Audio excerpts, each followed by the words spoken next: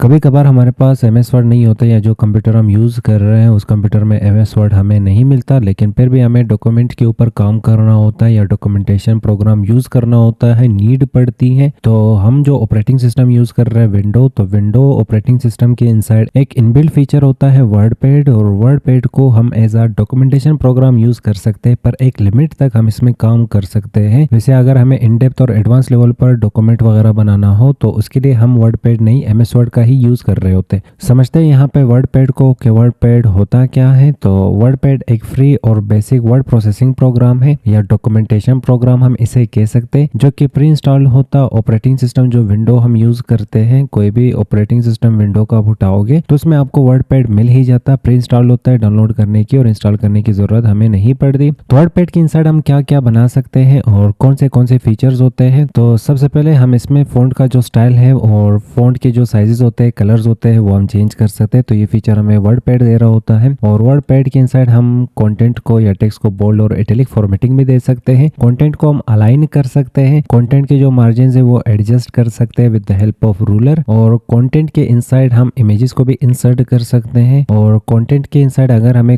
किसी भी टाइप का लिस्ट बनाना हो तो ये हमें बुलेट और नंबरिंग लिस्ट भी दे रहा होता है। अब जो भी फाइल्स हम कंप्यूटर में सेव कर रहे होते हैं, जैसे कि हमने एमएस वर्ड सेव किया तो उसका एक एक्सटेंशन होता है .docx, और इसी तरह अगर हम नोटपैड की फाइल को सेव करते हैं तो इसका एक्सटेंशन होता है .txt। इसी तरह किसी भी सॉफ्टवेयर की फाइल को आप सेव करते हो, किसी भी लैंग्वेज की फाइल को आप सेव करते हो तो उसके स्पेसिफिक एक्सटेंशन होते हैं। और एक्सटेंशन एक आइडेंटिटी होती है, और इस आइडेंटिटी के बेस पे आपका जो कंप्यूटर है वो इन फाइल्स को तरतीब, अरेंज और पहचान दे रहा होता है। तो नोटपैड में जैसे आपने काम कर लिया और वो काम करने के बाद फाइल को सेव करोगे, वापस उस फाइल पे जब डबल क्लिक करते हो वो फाइल ओपन होके आ रहा होता है वापस नोटपैड में। तो यहाँ पे कंप्यूटर को ये चीजें कैसे पता चल रहा होता है कि ये फाइल मुझे नोटपैड में ओपन करना है, ये एमएस वर्ड में ओपन करना है, तो उसके लिए एक्सटेंशन सिस्टम होता है। इसी तरह वर्ड पैड का भी एक एक्सटेंशन होता है जिसे हम .rtf कहते हैं। rtf मतलब रिच टेक्स्ट फॉर्मेट। तो हम यहाँ पे ये भी कह सकते हैं कि ये नोटपैड का एक एडवांस वर्जन होगा। और नोटपैड में आपको एडिटिंग के लिए चीजें खास नहीं मिलते, फॉर्मेटिंग के लिए और इमेज इंसर्ट करना या डॉक्यूमेंट कुछ अलग अंदाज में, अच्छे अंदाज में बनाने के लिए हमें ज्यादा ऑप्शंस नहीं मिलते, पर हम यहाँ पे वर्ड पैड के इनसाइड डॉक्यूमेंट को अच्छे अंदाज में और अच्छे तरीके से बना सकते हैं। इसलिए इसका जो एक्सटेंशन रखा गया वो RTF और रिच टेक्स्ट फॉर्मेट कहा गया कि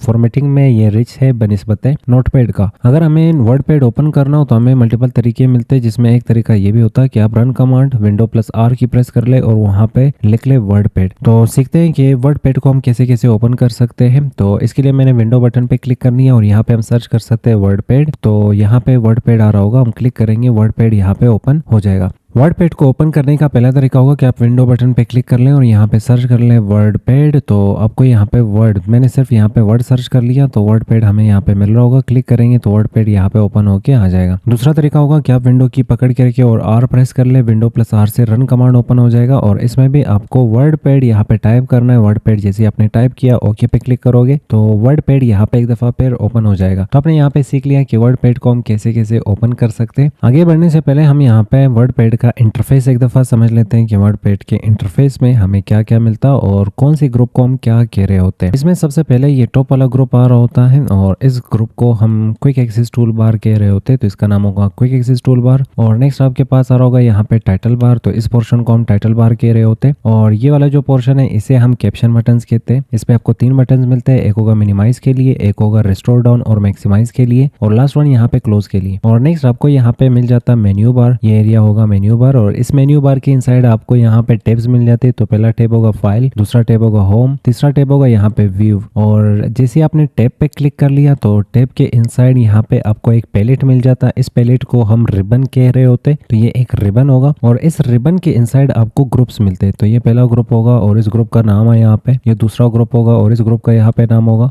और ये थर्ड ग्रुप है, इस ग्रुप का भी यहाँ पे नाम होगा। इसी तरह आप आगे चलते जाए, कहीं पे ग्रुप कम होते हैं, कहीं पे ग्रुप ज्यादा होते हैं। और ग्रुप पे जैसे आप फोकस करोगे तो ग्रुप के इनसाइड आपको ऑप्शंस मिल रहे होते हैं, जैसे कि ये फर्स्ट ऑप्शन होगा, इन्हें हम टूल ऑप्शन या तो फिर कमांड्स कह सकते हैं।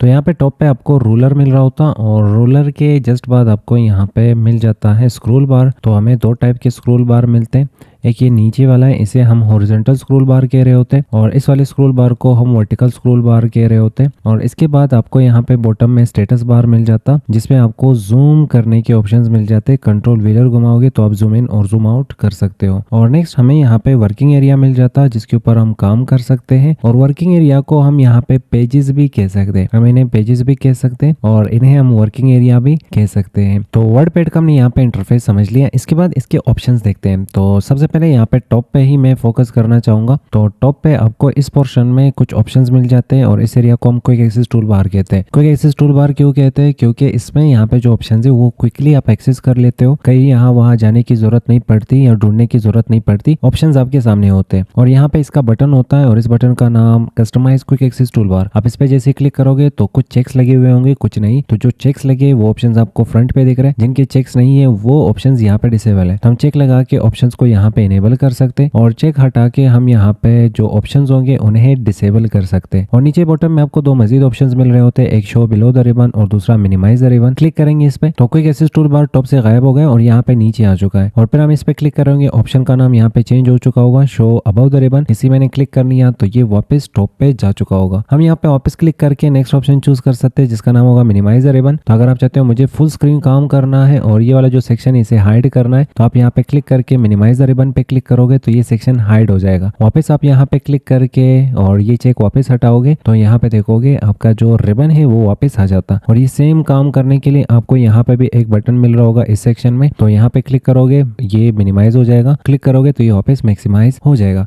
तो कुछ इस तरह से आप यहाँ पे जो स्क्रीन है उसे कस्टमाइज कर सकते हो। टाइटल बार पे डबल क्लिक कर लो तो ये फुल स्क्रीन भी हो सकता है और रिस्टोर डाउन भी हो सकता है। तो यहाँ पे जो फर्स्ट टैब है जिसका नाम आ रहा होगा होम, और होम टैब को हमने यहाँ पे समझना है। तो हमें कंटेंट की तो नीड पड़ेगी ही पड़ेगी, तो हम यहाँ पे कुछ कंटेंट लेके आ जाते हैं। तो आप कहीं से भी कंटेंट कॉपी पेस्ट कर सकते हो प्रैक्टिस के लिए, या तो फिर टाइप कर सकते हो। तो यहाँ पे होम टैब के इनसाइड फर्स्ट ग्रुप होगा जिसका नाम क्लिपबोर्ड, और क्लिपबोर्ड के इनसाइड फर्स्ट ऑप्शन आ रहा है पेस्ट। पर पेस्ट तभी काम करता है जब आप कट या कॉपी करते हो। कट और कॉपी यहाँ पे डिसेबल आ रहा है तो सिलेक्शन कर लो। तो हम यहाँ पे सिलेक्शन कर लेंगे, जैसे कि ये कंटेंट मुझे कट करना है, या तो फिर टॉप पे मैं यहाँ पे एक टाइटल टाइप कर लेता हूँ, जैसे मैंने लिखा है यहाँ पे स्टोरी ऑफ द किंग। और ये टाइटल टाइप करने के बाद अब मुझे इसे कट करना है। अब कंटेंट को आगे पीछे ऊपर नीचे ले जाने के लिए हम यहाँ पे कट ऑप्शन यूज कर सकते हैं। जैसे कि स्टोरी ऑफ द किंग मैंने टाइप तो ठीक किया है पर गलत लोकेशन पे टाइप किया है, ये मुझे इस पैराग्राफ के बाद चाहिए होगा। तो हम इस कंटेंट को सिलेक्ट करके कट पे क्लिक करेंगे तो ये कंटेंट यहाँ से गायब हो जाएगा। यहाँ पे आप कर्सर रख ले और एंटर की प्रेस कर ले। एंटर की प्रेस करने के बाद यहाँ पे आप कट के बाद पेस्ट पे क्लिक करोगे तो वो कंटेंट जो आपने कट किया था वो यहाँ पे पेस्ट हो चुका है। अब अगर आप चाह रहे हैं कि मुझे इसके डुप्लीकेट्स निकालने, तो आप सिलेक्शन वापस कर ले, कॉपी पे क्लिक करोगे, कॉपी के थ्रू हम इसका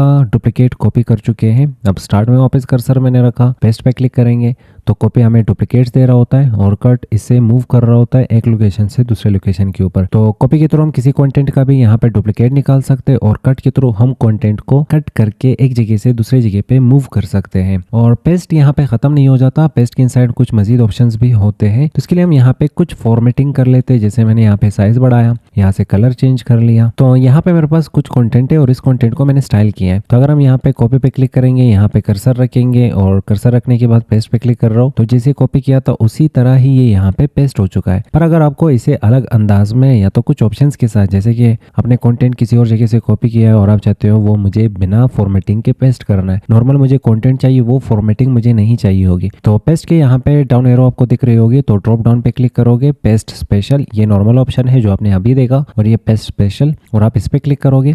क्लिक करने के बाद यहाँ पे आपको कुछ ऑप्शंस मिल रहे होंगे, जैसे कि पहला ऑप्शन आ रहा होगा और वर्डपैड डॉक्यूमेंट, और वर्डपैड डॉक्यूमेंट की शक्ल में आपको कंटेंट चाहिए तो आप इसका चेक लगा के ओके पे क्लिक करोगे तो कंटेंट यहाँ पे डॉक्यूमेंट के फॉर्म में आपको पेस्ट होके मिल रहा है और इसमें आप चेंजेस भी कर सकते हो। पर अगर आप चाहते हो मुझे इमेज की शक्ल में ये कंटेंट चाहिए तो आप वापस यहाँ पे सिलेक्शन करके कॉपी कर लें, यहाँ से कॉपी करने के बाद यहाँ पे क्लिक कर ले, पेस्ट स्पेशल पे क्लिक कर ले, नेक्स्ट ऑप्शन होगा पिक्चर, ठीक है, तो आप पिक्चर सेलेक्ट कर ले, ओके पे क्लिक करोगे तो ये पिक्चर के फॉर्म में यहाँ पे पेस्ट हुआ और आप इसे एडिट नहीं कर सकते। और कंटेंट को वापस सेलेक्ट करके हम कॉपी करेंगे और यहाँ पे हमने वापस कर्सर रखा, पेस्ट पे क्लिक करेंगे, पेस्ट स्पेशल पे क्लिक करेंगे तो यहाँ पे नेक्स्ट ऑप्शन होगा रिच टेक्स्ट, नॉर्मल कंटेंट और वर्डपैड के फॉर्मेट में अगर कंटेंट को पेस्ट करना है तो ये ऑप्शन बिल्कुल कॉपी पेस्ट की तरह ही ये काम कर रहा होता है। और लास्ट ऑप्शन में हमें कहा जा रहा है कि अगर वो कंटेंट आपने फॉर्मेट के साथ कॉपी किया है तो अब चाहते उसकी फॉर्मेटिंग हमें नहीं चाहिए तो ये ऑप्शन चूज कर लो, ओके पे क्लिक कर लो। और हमने ये कंटेंट फॉर्मेटिंग के साथ कॉपी किया था और इसे सिंपल अंदाज में हमने पेस्ट कर लिया। तो जब भी आपको कंटेंट अलग अलग अंदाज में पेस्ट करना हो तो आप जा सकते हो यहाँ पे